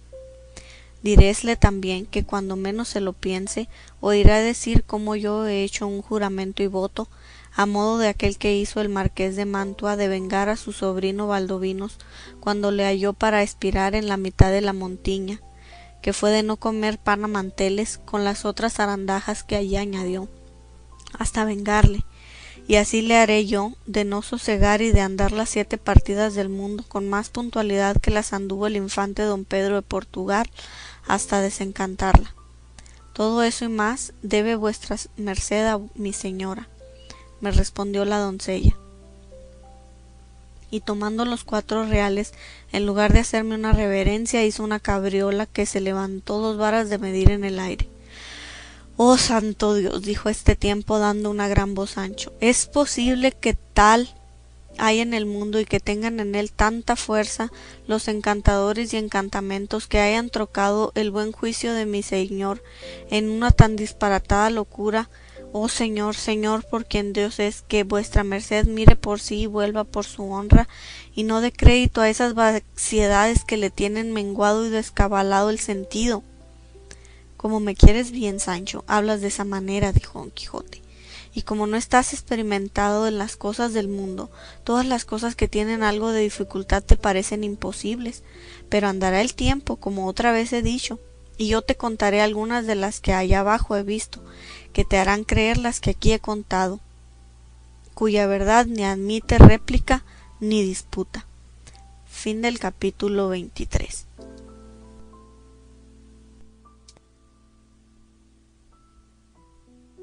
Capítulo 24, donde se cuentan 1000 zarandajas tan impertinentes como necesarias al verdadero entendimiento de esta grande historia. Dice el que tradujo esta grande historia del original, de la que escribió su primer autor Cide Hamete Benengeli, que llegando al capítulo de la aventura de la cueva de Montesinos, en el margen dél estaban escritas, de mano del mesmo Hamete, estas mismas razones. No me puedo dar a entender, ni me puedo persuadir, que el valeroso Don Quijote le pasase puntualmente todo lo que en el antecedente capítulo queda escrito. La razón es que todas las aventuras hasta aquí sucedidas han sido contingibles y verisímiles, pero de esta cueva no la hallo entrada alguna para tenerla por verdadera, por ir tan fuera de los términos razonables. Pues pensar yo que Don Quijote mintiese, siendo el más verdadero hidalgo y el más noble caballero de sus tiempos, no es posible. Que no dijera él una mentira si le asaetearan. Por otra parte, considero que él la contó y la dijo con todas las circunstancias dichas, y que no pudo fabricar en tan breve espacio tan gran máquina de disparates, y si esta aventura parece apócrifa, yo no tengo la culpa, y así, sin afirmarla por falsa o verdadera, la escribo. Tú, lector, pues, eres prudente, juzga lo que te pareciere, que yo no debo ni puedo más, puesto que se tiene por cierto que al tiempo de su fin y muerte, dicen que se retrató de ella y dijo que él la había inventado por parecerle que convenía y cuadraba bien con las aventuras que había leído en sus historias. Y luego prosigue diciendo: espantóse el primo así del atrevimiento de Sancho Panza como de la paciencia de su amo, y juzgó que del contento que tenía de haber visto a su señora Dulcinea del Toboso, aunque encantada, le nacía aquella condición blanda que entonces mostraba, porque si así no fuera, palabras y razones, le dijo Sancho, que merecían molerle a palos, porque realmente le pareció que había andado atrevidillo con su señor, a quien le dijo: yo, señor Don Quijote de la Mancha, doy por bien empleadísima la jornada que con vuestra merced he hecho, porque en ella he granjeado 4 cosas. La primera, haber conocido a vuestra merced, que lo tengo a gran felicidad. La segunda, haber sabido lo que se encierra en esta cueva de Montesinos, con las mutaciones de Guadiana y de las lagunas de Ruidera, que me servirán para el Ovidio español que traigo entre manos. La tercera, entender la antigüedad de los naipes, que por lo menos ya se usaba en el tiempo del emperador Carlomagno, según puede colegirse de las palabras que vuesa merced dice que dijo Durandarte, cuando al cabo de aquel grande espacio que estuvo hablando con él Montesinos, él despertó diciendo: paciencia y barajar. Y esta razón y modo de hablar no la pudo aprender encantado, sino cuando no lo estaba, en Francia y en tiempo del referido emperador Carlomagno. Y esta averiguación me viene pintiparada para el otro libro que voy componiendo, que es Suplemento de Virgilio Polidoro, en la invención de las antigüedades, y creo que en el suyo no se acordó de poner la de los naipes, como la pondré yo ahora, que será de mucha importancia, y más alegando a autor tan grave y tan verdadero como es el señor Durandarte. La cuarta es haber sabido con certidumbre el nacimiento del río Guadiana, hasta ahora ignorado de las gentes. Vuestra merced tiene razón, dijo Don Quijote, pero querría yo saber, ya que Dios le haga merced de que se le dé licencia para imprimir esos sus libros, que lo dudo, a quién piensa dirigirlos. Señores y grandes hay en España a quien puedan dirigirse, dijo el primo. No muchos, respondió Don Quijote, y no porque no lo merezcan, sino que no quieren admitirlos, por no obligarse a la satisfacción que parece se debe al trabajo y cortesía de sus autores.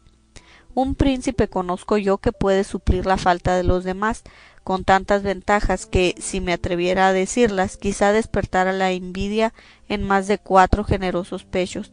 Pero quédese esto aquí para otro tiempo más cómodo, y vamos a buscar a dónde recogernos esta noche. No lejos de aquí, respondió el primo, está una ermita, donde hace su habitación un ermitaño, que dicen ha sido soldado, y está en opinión de ser un buen cristiano y muy discreto y caritativo además. Junto con la ermita tiene una pequeña casa, que él ha labrado con su costa, pero con todo, aunque chica, es capaz de recibir huéspedes. ¿Tiene por venturas gallina el tal ermitaño?, preguntó Sancho. Pocos ermitaños están sin ellas, respondió Don Quijote, porque no son los que agora se usan como aquellos de los desiertos de Egipto, que se vestían de hojas de palma y comían raíces de la tierra. y no se entienda que por decir bien de aquellos no lo digo de aquestos, sino que quiero decir al rigor y estrecheza de donde no llegan las penitencias de los de agora. Pero no por eso dejan de ser todos buenos, a lo menos yo, buenos los justos, y cuando todo corra turbio, menos mal hace el hipócrita que se finge bueno que el público pecador. Estando en esto, vieron que hacia donde ellos estaban venía un hombre a pie, caminando apriesa y dando varazos a un macho que venía cargado de lanzas y de alabardas. Cuando llegó a ellos, los saludó y pasó de largo. Don Quijote le dijo: Buen hombre, deteneos, que parece que vais con más diligencia que ese macho ha menester. No me puedo detener, señor, respondió el hombre, porque las armas que veis que aquí llevo han de servir mañana, y así me es forzoso el no detenerme, y adiós. Pero si quisiéredes saber para qué las llevo, en la venta que está más arriba de la ermita pienso alojar esta noche, y si es que hacéis este mesmo camino, allí me hallaréis, donde os contaré maravillas. Y adiós otra vez. Y de tal manera aguijó el macho, pero no tuvo lugar Don Quijote de preguntarle qué maravillas eran las que pensaba decirles. Y como él era algo curioso y siempre le fatigaban deseos de saber cosas nuevas, ordenó que al momento se partiesen y fuesen a pasar la noche a la venta sin tocar en la ermita, donde quisiera el primo que se quedaran. Hízose así, subieron a caballo y siguieron todos tres el derecho camino de la venta, a la cual llegaron un poco antes de anochecer. Dijo el primo a Don Quijote que llegasen a ella a beber un trago. Apenas oyó esto Sancho Panza cuando encaminó el rucio a la ermita, y lo mismo hicieron Don Quijote y el primo. Pero la mala suerte de Sancho parece que ordenó que el ermitaño no estuviese en casa, que así se lo dijo un sota ermitaño que en la ermita hallaron. Pidiéronle de lo caro, respondió que su señor no lo tenía, pero que si querían agua barata que se las daría de muy buena gana. Si yo la tuviera de agua, respondió Sancho, pozos hay en el camino, donde la hubiera satisfecho. Ah, bodas de Camacho y abundancia de la casa de don Diego, y cuántas veces os tengo de echar de menos. Con esto dejaron la ermita y picaron hacia la venta, y a poco trecho toparon un mancebito que delante de ellos iba caminando no con mucha priesa, y así le alcanzaron. Llevaba la espada sobre el hombro y en ella puesto un bulto o envoltorio, al parecer de sus vestidos, que al parecer debían de ser los calzones o greguescos y herreruelo y alguna camisa, porque traía puesta una ropilla de terciopelo con algunas vislumbres de raso, y la camisa de fuera, las medias eran de seda y los zapatos cuadrados a uso de corte. La edad llegarían a 18 o 19 años, alegre de rostro y al parecer ágil de su persona. Iba cantando seguidillas para entretener el trabajo del camino. Cuando llegaron a él, acababa de cantar una que el primo tomó de memoria, que decía: A la guerra me lleva mi necesidad, si tuviera dineros no fuera en verdad. El primero que le habló fue Don Quijote, diciéndole: Muy a la ligera camina vuesa merced, señor galán, y a dónde, bueno, sepamos si es que gusta decirlo. A lo que el mozo respondió: El caminar tan a la ligera lo causa el calor y la pobreza, y el a dónde voy es a la guerra. ¿Cómo la pobreza? Preguntó Don Quijote, que por el calor bien puede ser. Señor, replicó el mancebo, yo llevo en este envoltorio unos greguescos de terciopelo, compañeros de esta ropilla. Si los gasto en el camino no me podré honrar con ellos en la ciudad, y no tengo con qué comprar otros, y así por esto como por orearme voy de esta manera, hasta alcanzar unas compañías de infantería que no están 12 leguas de aquí, donde asentaré mi plaza y no faltarán bagajes en que caminar de allí adelante hasta el embarcadero, que dicen ha de ser en Cartagena. Y más quiero tener yo por amo y por señor el rey, y servirle en la guerra, que no a un pelón de la corte. ¿Y lleva vuestra merced alguna ventaja por ventura? Preguntó el primo. Si yo hubiera servido a algún grande de España o algún principal personaje, respondió el mozo, a buen seguro que yo la llevara, que esos tienen el servir a los buenos, que del tinelo suelen salir a ser alférez o capitanes o con algún buen entretenimiento, pero yo, desventurado, serví siempre a catarriberas y a gente advenediza de ración y quitación tan mísera y atenuada, que en pagar el almidonar un cuello se consumía la mitad de ella, y sería tenido a milagro que un paje aventurero alcanzase alguna siquiera razonable ventura. Y dígame por su vida, amigo, preguntó don Quijote, ¿es posible que en los años que sirvió no ha podido alcanzar alguna librea? Dos me han dado, respondió el paje, pero así como el que se sale de alguna religión antes de profesar le quitan el hábito y le vuelven sus vestidos, así me volvían a mí los míos mis amos, que acabados los negocios a que venían a la corte se volvían a sus casas y recogían las libreas que por sola ostentación habían dado. Notable spilorchería, como dice el italiano, dijo don Quijote, pero con todo eso tenga felice aventura el haber salido de la corte con tan buena intención como lleva, porque no hay otra cosa en la tierra más honrada ni de más provecho que servir a Dios primeramente y luego a su rey y señor natural, especialmente en el ejercicio de las armas, por las cuales se alcanzan, sino más riquezas, a lo menos más honra que por las letras.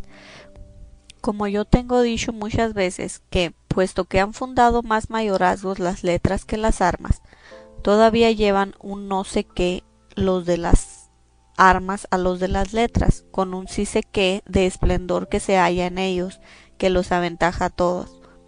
Y esto que ahora le quiero decir, llévelo en la memoria, que le será de mucho provecho y alivio en sus trabajos, y es que, aparte la imaginación de los sucesos adversos que le podrán venir, que el peor de todos es la muerte, y como ésta sea buena, el mejor de todos es el morir.